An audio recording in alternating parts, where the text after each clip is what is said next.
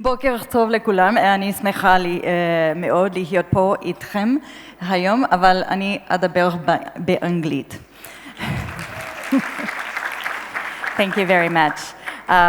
It is my honor today to introduce Mr. Charles Renfro, who I know you're very much looking forward to hearing from. But before I get into his introduction, I do want to say a couple of other words on behalf of the American Embassy here in Tel Aviv.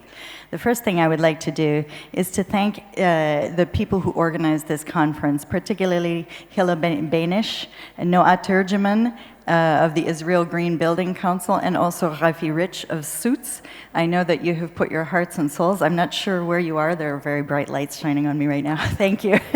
I know you've put your hearts and souls into organizing this conference, and I want to really congratulate you because this has been a very big success. I also just want to say that on behalf of the American Embassy, we're very eager to support any kind of projects that help build a strong, healthy, and vigorous society here in Israel.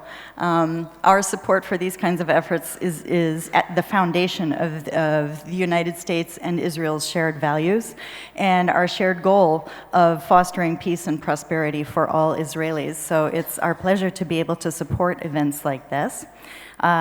We're very excited to participate in projects that present new and innovative ideas that help forge a sustainable urban policy and pursue economic prosperity, a secure environment, and a sense of community, as well as equal access to municipal resources and public services for all urban and rural residents in Israel. So I just also want to congratulate all of you for all the very hard work you do in this field, because I know how hard it is to work in this particular subject, and it's great to see you all here today. So without further ado, I am really delighted to introduce Charles Renfro. He is one of America's leading architects, although I probably don't need to tell you that, but he's also a partner in the award-winning firm of Diller, Scofidio, and Renfro. His office has already presided over numerous influential projects, including the design of the New York City High Line and the redevelopment of the Lincoln Center. And on a personal note, I can say I've never lived in New York City, but I've always been jealous of Lincoln Center, no matter where I live. These projects have revitalized New York City neighborhoods and reshaped modern-day attitudes about what cities should be. We are immensely grateful that he could be with us here today at this event. And I would like to add that Mr. Renfro's design for the High Line is considered the beacon of thoughtful urban planning that creates open, inclusive inner-city spaces, fostering social equity and diversity for the local population, as well as advancing multicultural interactions and daily use of otherwise deserted public spaces. Charles Renfro joined the husband and wife team of Liz Diller and Ricardo Scofidio in 1997 and became a partner in the firm in 2004.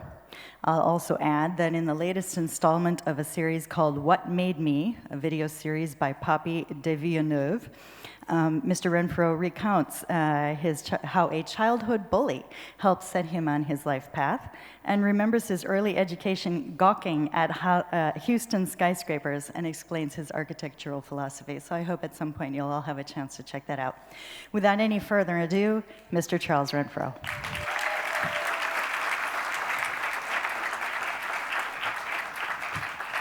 Toda. Shalom, boker tov. My partner is Israeli, but those are the only Hebrew words I know. So I will speak in English if you don't mind. Now, I'm going to try to find my opening slide. And let's see. There we are. So easy. And I'm also going to set my timer. So it's really wonderful to be here in Tel Aviv. As I said, partner is from Tel Aviv, and I come here every year several times. I relish the time I can come here, and I'm astonished and amazed at how quickly Tel Aviv is changing and growing. Every time I look across the skyline, there are more and more construction cranes. And I'm always amazed at how beautiful the city is, despite the fact that there seems to be little urban planning, and I know that a lot of you in this room will probably object to that comment, but come talk to me later. and we'll see what we can do together. It may be odd for me to be here speaking to a conference about sustainability, because we are not known as a firm that wears sustainability on our sleeve, yet all of our projects take into account the larger environment, whether that environment is sociological, economical, ecological, or simply just experiential. Our work tries to stitch itself into its location in a very deep way through a very close read of the DNA of a site or a situation or a program. And we're always working in the public realm to better people's lives. And so I think that that is the essence of making a sustainable place. And that's as much as I'll say as far as thesis goes. And I'll launch right into a kind of background of our work and then end with a focus on the High Line, which is a project that I know many of you are interested in hearing more about. So my partners, Liz and Rick, were outcasts in the architecture scene in the 80s when they got their start. There was very little building happening in New York, and so what they decided to do was make their own projects. And so instead of making paper projects like many of their peers were making, they decided to use their credit cards to make real projects and found themselves in allied arts, in performing arts, in public art, and in self-made art. And so I'm showing you here just a few of the scales at which we work. This is a project called Vice Virtue, which is a set of drinking glasses and that are about health, because it's about drinking water. But always, when we think about healthiness, there's always a flip side. And it could be cigarette smoking, morphine injection, Prozac taking, whatever it is. We've also worked in industrial design. This is a light fixture we did for Swarovski. And you can get it in one lobe or two, depending on how many crystals you buy. I prefer the 2-lobe version like this. This is still available if you're wanting to buy it. We've also worked in theater, and one of the things that's really exciting about theater to us is the fixed point of view of the audience member, perhaps very much like where you are right now. And we're very interested in always interrogating the notions of the everyday and the kind of quotidian behavior and understanding of people in cities in particular. And in the theater, it was quite exciting to think about the stage itself and how you could reinvent the way the stage is experienced. And by putting a mylar mirror over the stage, you allow audience members to witness a performance in two ways at the same time. It defies time-space gravity. And these kinds of gravitational defiances or logical upsettings are the fuel that drives our practice, and we carry it into the everyday. Our practice has since grown since it was founded in 1982 to about 110 architects, and we're doing work at every scale from Lincoln Center, as Michelle mentioned, down to these drinking glasses. And not only are we doing work to be presented in auditoriums, we're actually making the auditoriums in which they're presented. So this is Alice Tully Hall, part of our Lincoln Center renovation. And one point I want to make about this to you here at the Green Building Council is that entire hall was made with one log of wood. It's entirely clad in wood, but it was one log of wood that we trimmed so super fine that it covered the entire 1,500-seat theater. And it also has lighting behind it so it glows. You may be familiar with some of our more recent projects. These are just postage stamp introductions to them. The Broad Museum in Los Angeles, the Berkeley Art Museum in Berkeley, also in California. Recently opened the Columbia College of Physicians and Surgeons new medical education building in New York City. But I'm going to move back and frame our interest in a kind of unnatural connection between building and nature, and I call this talk supernatural. Anytime we work in nature, we're making something that's artificial, and whether we like it or not, there's no such thing as natural construction. So we just have to keep that in mind, that all of the systems that we're trying to bring together to make a more sustainable environment are in fact man-made. But we're doing our best to think about it. Well, a lot of times we're interested in the way that you can conflate the experience of the natural and the constructed to make a wholly new experience. In 2000, we were asked to make a media pavilion in Switzerland on Lake Neuchâtel. And normally, when one makes a media pavilion, one thinks about technology. This is like a World's Fair. Technology, how many pixels per inch?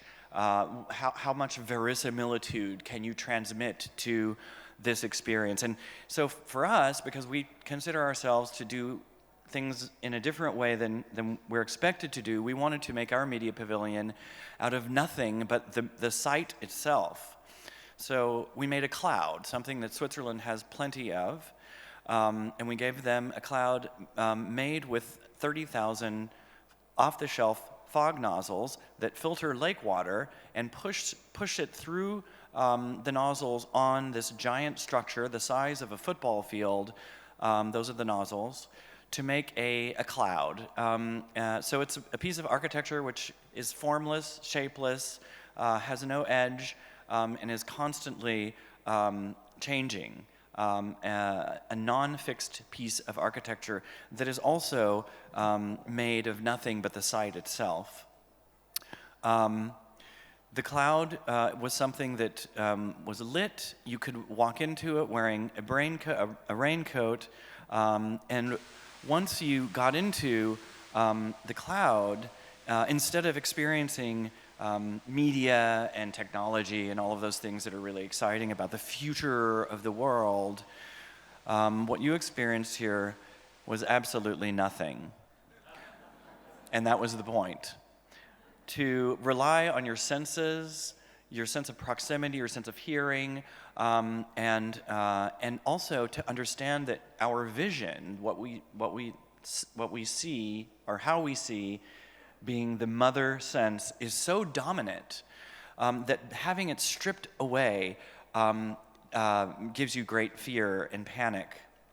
Anyway, we're very interested in the way vision works in our culture, the way seeing works, and it's never been more prescient as right now, with all of our technology focused around issues of photography and video making. The Blur building became quite an icon in Switzerland. It was on sugar packets and umbrellas, and even in a chocolate bar. And you know that when your building makes it into a chocolate bar in Switzerland, you're pretty good. So people were eating our building. So, and again, thinking about natural as a kind of constructed condition, we developed for the Blur building a project which was called Blush. This project was never realized because the phone company we were working with in the very early days of GPS was purchased by Deutsche Telekom, and it went under. But we got very far on this project, and the notion was, what could we do that supplants our body, that's a prosthetic, that would operate in the subconscious way that a blush operates on your skin.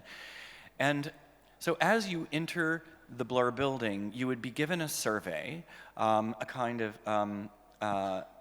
pointless survey that makes no sense. All of your numbers would be, and then you don a raincoat, and on the walk out to the cloud, the computer would crunch all of the information from your survey and determine who was your most likely fit out on the cloud. There were only 400 people allowed there at any time.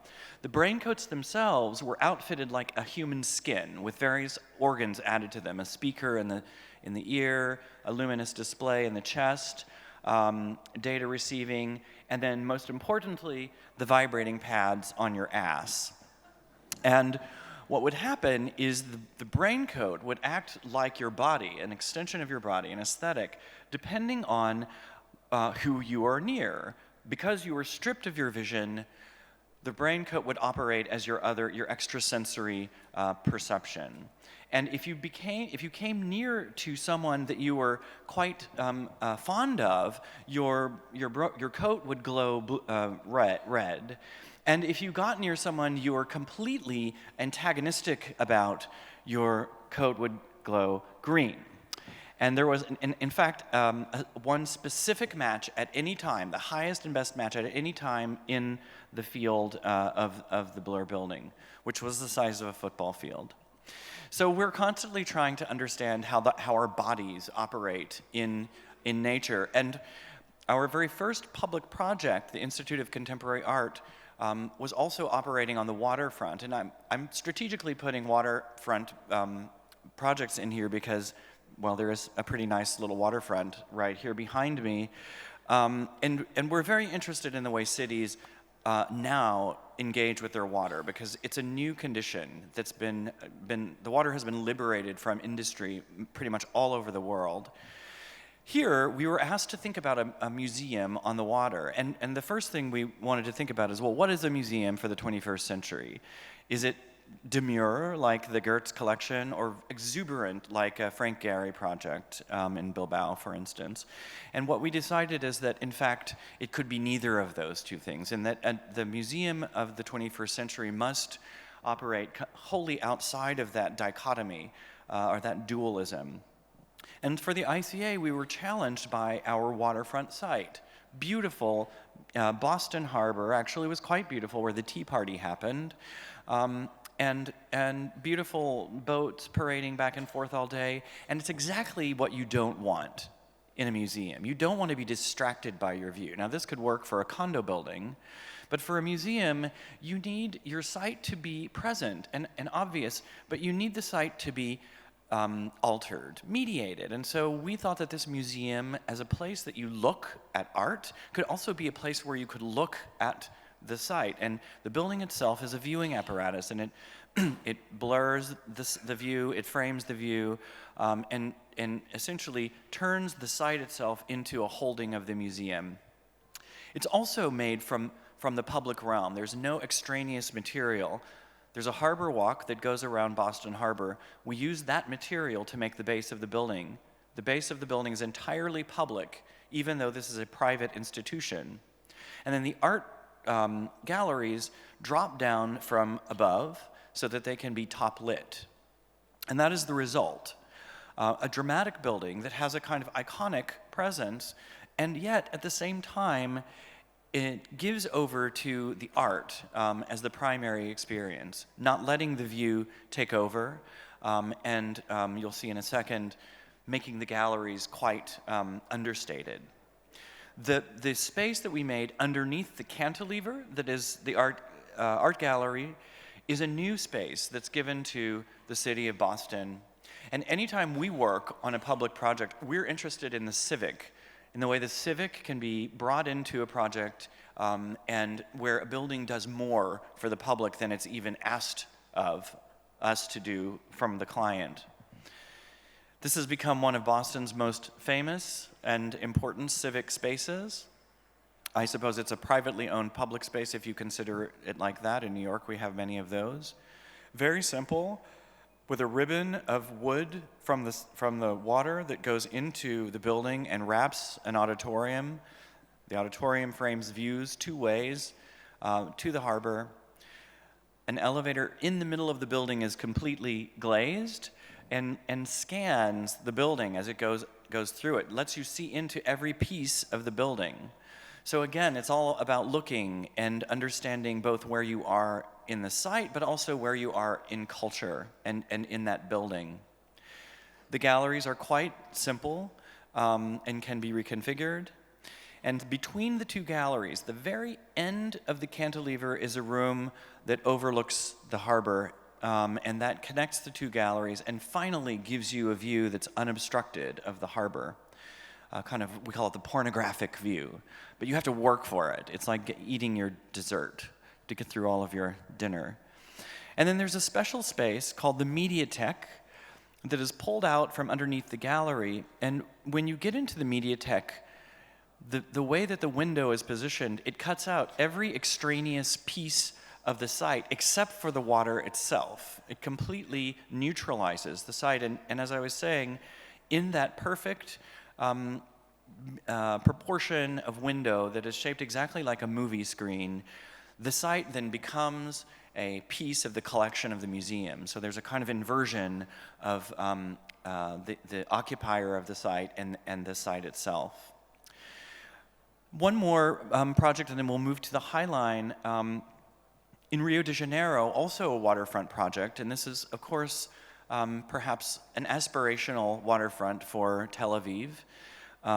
It's certainly the beach is probably the best urban beach in the world. And one of the reasons the beach is so good is because it's democratic. Everyone in Brazil goes to the beach. Rich, poor, young, old, fat, skinny. And Rio is interestingly divided between horizontal and vertical.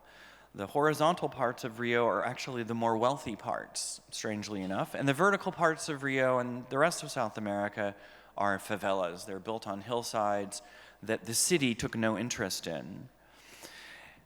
We are building a museum that is dedicated to arts in Rio de Janeiro and in Brazil. And so it's a building about art of that place. It's also built right on Copacabana Beach. What an amazing site to make a piece of culture on your waterfront, something you could consider even here in Tel Aviv. It's the first museum in the waterfront in Brazil. And the waterfront is already stunningly beautiful and has provided a lot of inspiration for what's happened out here with the Burle Marx sidewalk going in front of the building. What we decided to do, very much like the ICA, was build the building out of the site itself, actually construct it out of folding the sidewalk and the beach, the democratic surface of the beach, into a building. And that's our building. And to allow anybody to walk up the building without a ticket, to witness Copacabana Beach, and to arrive at a top floor. Oh, this is the inside. These are all these exhibits dedicated to the arts of Rio de Janeiro and Brazil. Anyway, you arrive at the top floor at a park that's open to the public. Actually, it's nicer than what you see here. It's covered in green, and it's got a movie screen. It's the only place that you can be in a panoramic position on all of Copacabana Beach without being in a hotel. And if anybody has been there, you know that karaokas are not allowed into hotels unless they're staying there. So we were very interested in the way this building could change the dynamic of Rio and somehow work its way into the sociological ecology, and not just the ecological, the green parts of the city. So making a more sustainable society, I mean, in our little way that we think that we can. It also had the problem of the view. The view out of Copacabana, on Copacabana, is, as you all know and probably saw a lot recently at the Olympics, which, by the way, this was supposed to be finished a year and a half ago. So it's almost finished. But here's that view. It's completely overwhelming. I mean, there is not a better beach view in the world. I mean, not yet, not until we finish out here. And so to be in a museum, again, about experiencing, hearing, seeing, what can you do with your building to actually make the city become part of the experience? And so we took the building galleries, there are 4 main galleries, and we decided to split the views up from low to high and do that through a series of viewfinders that are also sun shading on the facade, so making dual function.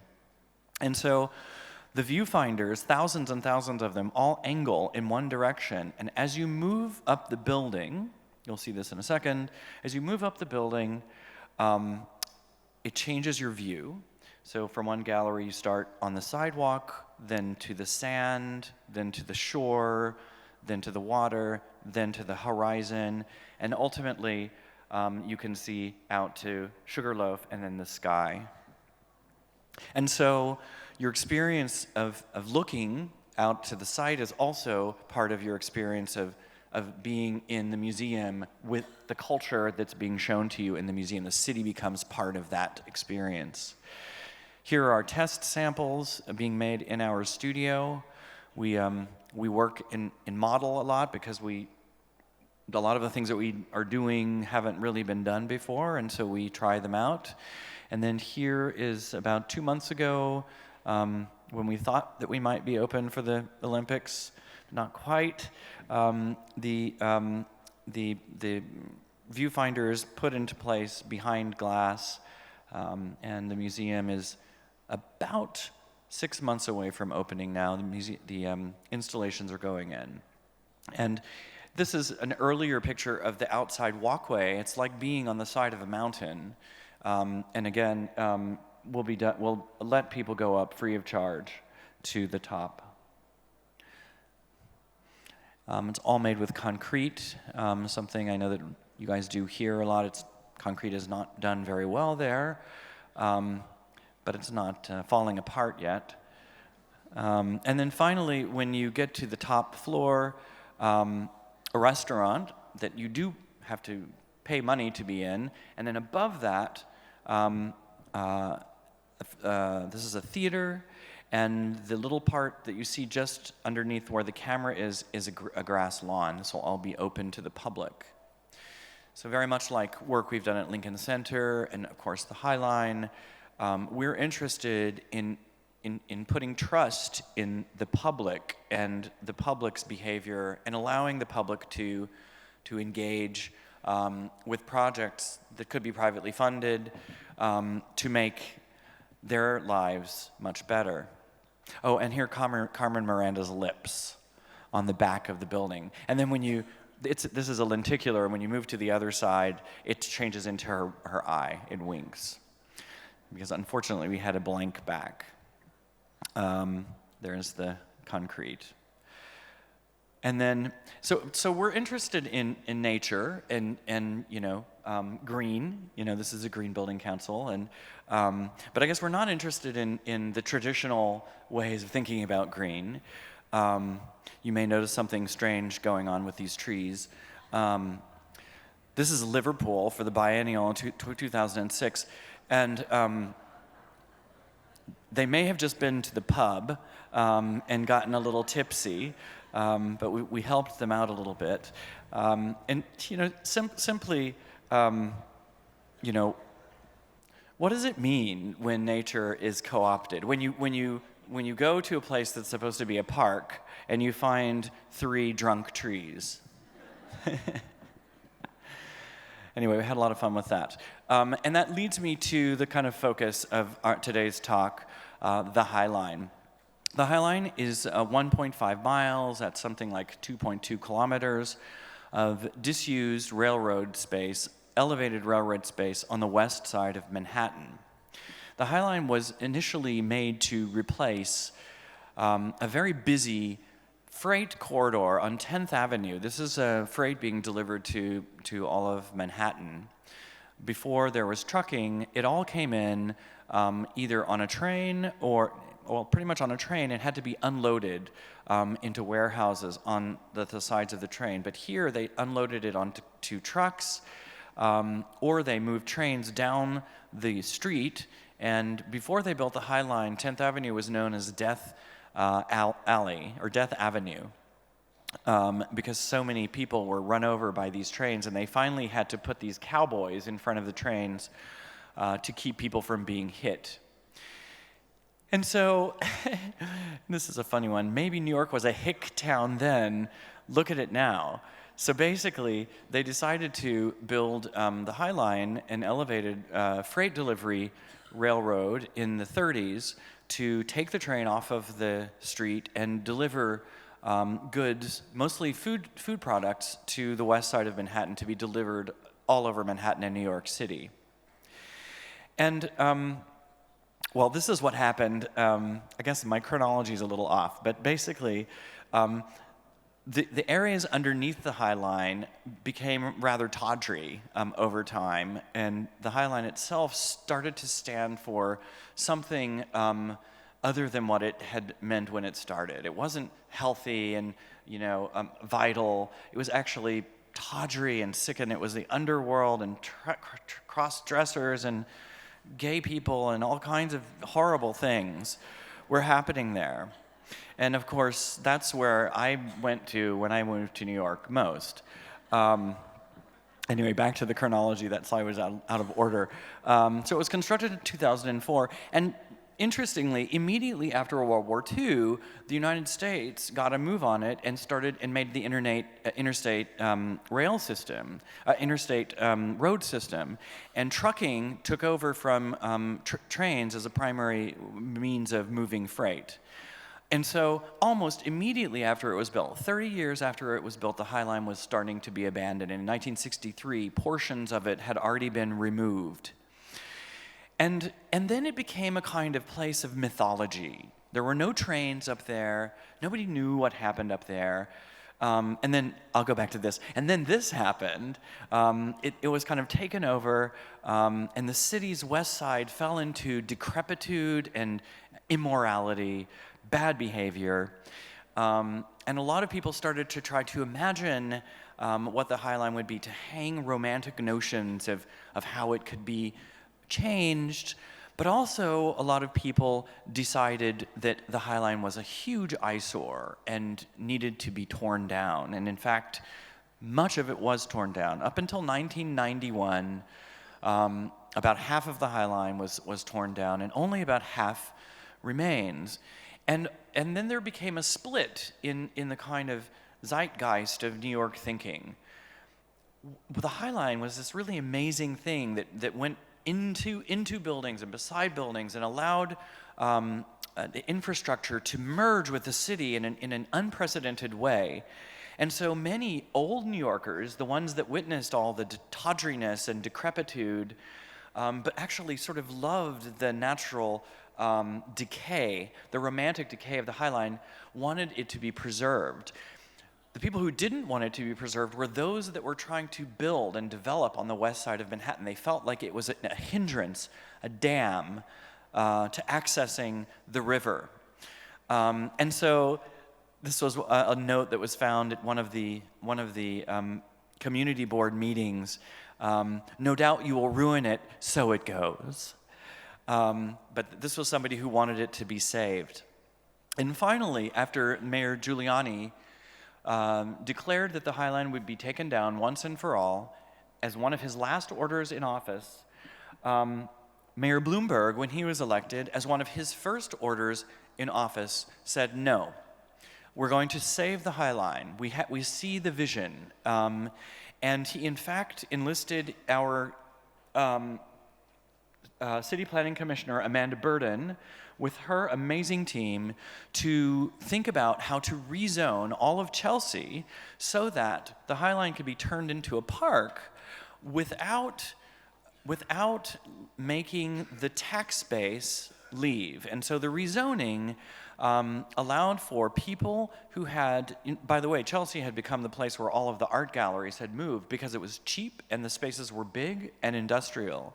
And so gentrification, which is always an issue when something like this happens, was we tried to prevent it by giving the developers the right to sell all of their air rights in the middles of the block so that the galleries could stay, and build them on the edges of the block on the avenue side. And there's a follow-up to the way this has worked in the end. But basically, the city was very cognizant of the issue of urban rejuvenation and was already thinking ahead about how to prevent exodus and property value increases.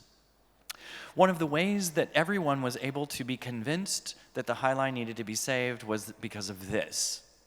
This is the way it looked as a ruin. There was no earth, there was no dirt. All of these plants had blown in off of the trains or from surrounding neighborhoods in New York. It was an ecology of New York City. We sent Joel Sternfeld up to take photographs. Joel Sternfeld is a New York-based photographer, and we made him make these propaganda photographs of the High Line. With these, we were able to convince the city to save it. And we were part of a competition that envisioned the way the High Line would become a public place. And our question was, what will grow here? We were interested in not just the planting, the green, but also all of the different ecologies, so the socio-ecology, the economic ecology, how those things all come together.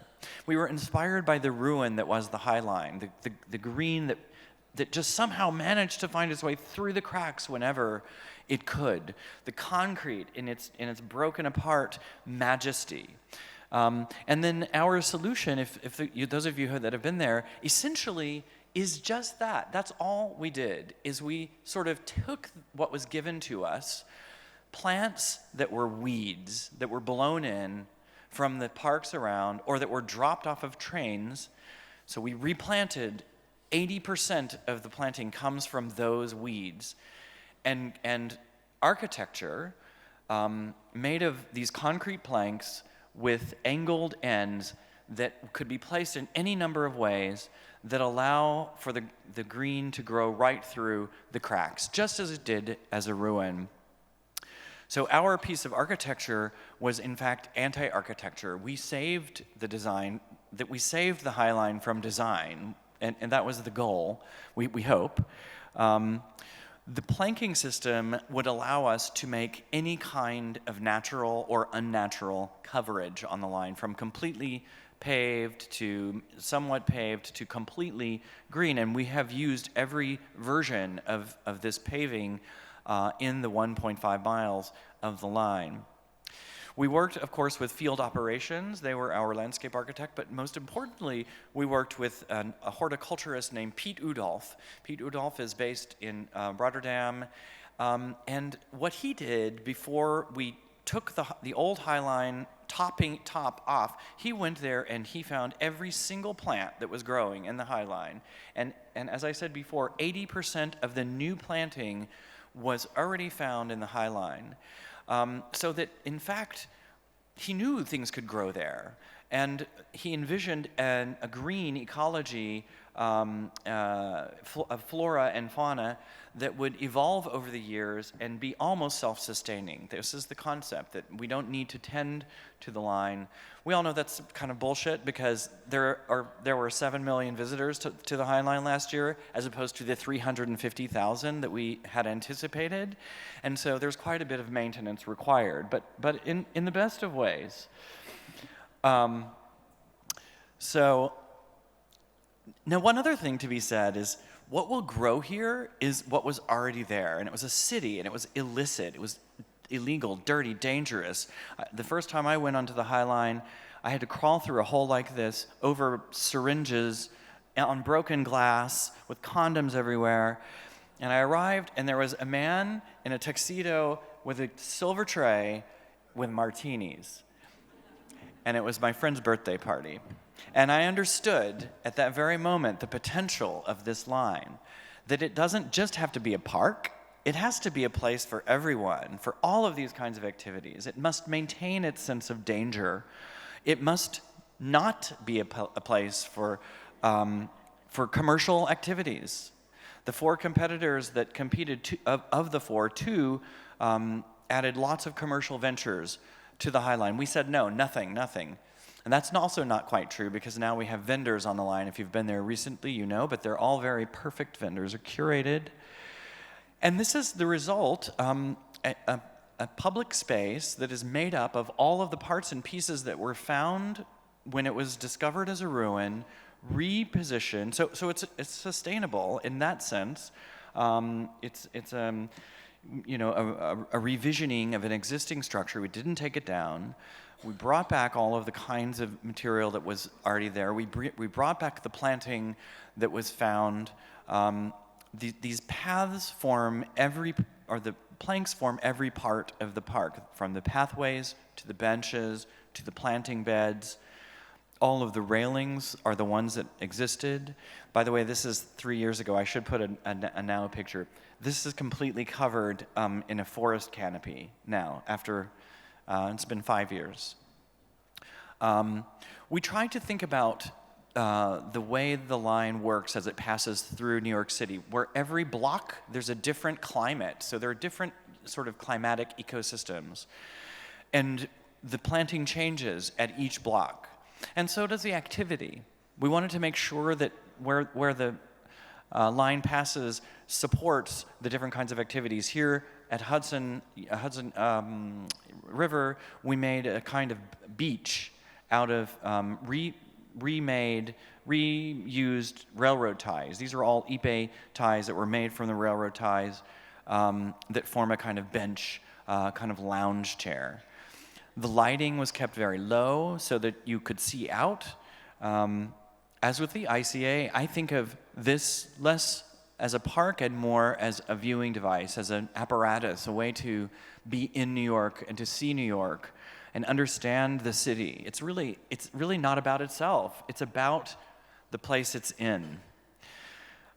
We took advantage of particular conditions. Here, a flyover on 10th Avenue, big, deep beam that we cut a big picture window in and dropped down a kind of theater where the city is the protagonist. And you sit there and there's really nothing to do except watch the cars go by. The line weaves its way through and between very dense neighborhoods of Chelsea, through old brick buildings, and then to new buildings that have been built since the High Line, which by the zoning, through the zoning that we helped write, we encourage these buildings to engage the line in new ways. Here, a flyover area where the walkway launches over a completely planted bed of green. And to illustrate the point about the line being a way to engage the city, in several locations there are frames that allow people to look out down a street, down a very banal looking street, to look at headlights. But also, they frame people on the line. So you can imagine being on the sidewalk and looking back. So while everyone is an observer and in the audience, everyone is also a performer at the same time. And by making these reciprocal framing devices, these prosceniums, these fourth walls, that kind of illustrates that and materializes that kind of action. The High Line's been taken over quite a bit. It has a life of its own. We're really excited about that. I mean, of course, performers are going to go into that little amphitheater, or, some kids are going to start dancing on a set of steps. But the things that are less likely are when a cabaret singer decided to make a stage out of her stoop or out of her fire escape. And every night at 9 o'clock, this was the opening year of the High Line, would come out and sing for all of the people on the line. Or the occasional structured event, spin class in the Chelsea Passage. Or other less sort of scripted or kind of known things. This is, the buildings really engage the line in kind of lascivious ways where they, like this is the Standard Hotel that kind of stands over the line like its legs are spread. Already it's almost pornographic in its architectural nature. And then, the way that it engages the line visually prompted some activities to occur in the rooms of the hotel, which were caught on Facebook and Instagram and circulated all around.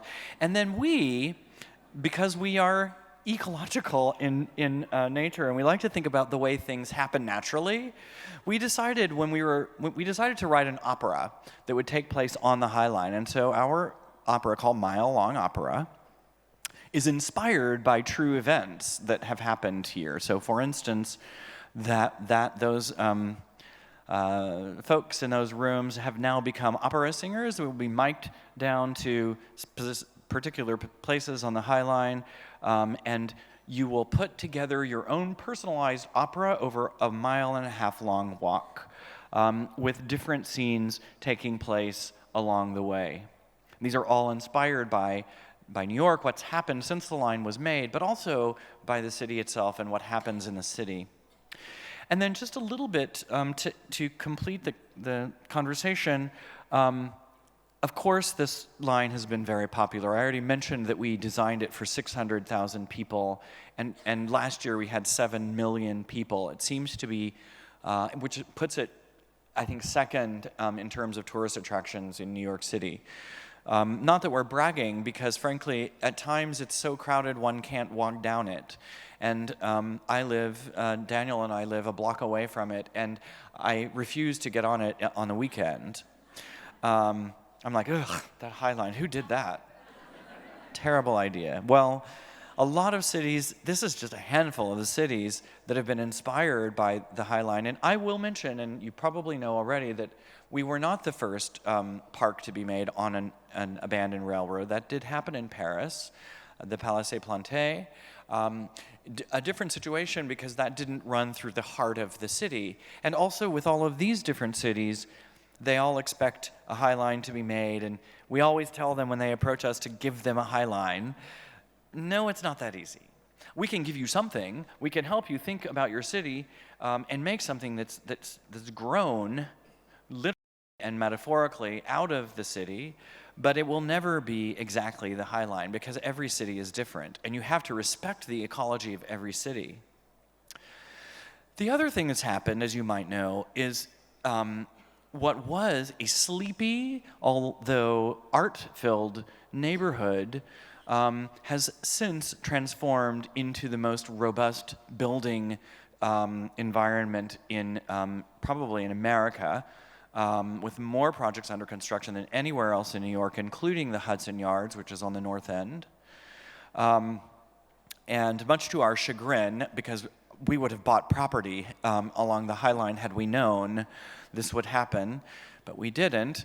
And not only is it the most robust building seen in New York City, it's also one of the most architecturally engaged. And so these are some of the architects that have built there: Nouvelle, Gehry, Piano, Denari, a whole bunch of folks you know and some you don't.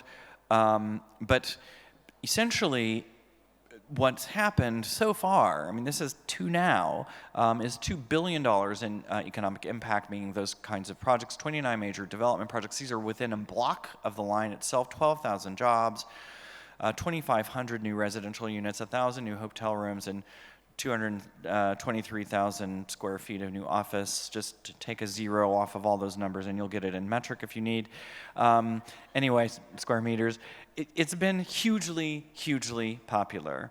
And I return to this sentiment that we found. The High Line should be preserved, untouched, as a wilderness area. No doubt you will ruin it, so it goes. And so the verdict is out. What is ruining it mean? And what does development mean? And what is gentrification, and is it good or bad? And every city that has an economy robust enough to engender new development must ask itself that question. And Tel Aviv is no exception. Now, I have a couple of minutes left, just a couple, and I want to show you one project that we're going to just drive the nail into the coffin of the High Line, and that's called The Shed. And it's our project. And so, I don't know what I'm saying here, but just at the north end of the High Line is a new development called Hudson Yards. It's going to be the densest development in New York City ever, denser than Hong Kong, built over old railroad tracks. And what we were asked to do was to think about what New York City needed as a new cultural idea. And we said we needed a building that could shape shift, that could not only change its size and dimensions, but could also change what it does at the drop of a hat. So it could be a visual arts center, performing arts center, event center, those kinds of things. And it would do that by moving on the rails of the High Line, essentially, using a gantry crane. And so this building that is 50 meters cube moves out on rails and allows for huge kinds of exhibits to take place. So this is what the fixed part of the building is: wonderful gallery space, space that can be turned into theaters. And then there's this piece that rolls out on wheels, and can host everything from film to dance, etc. These wheels are very large. Don't get caught underneath one of them. It is way under construction. I'm going to end this whole thing with this little video. It lasts a couple of minutes. Bear with me. I'm almost done.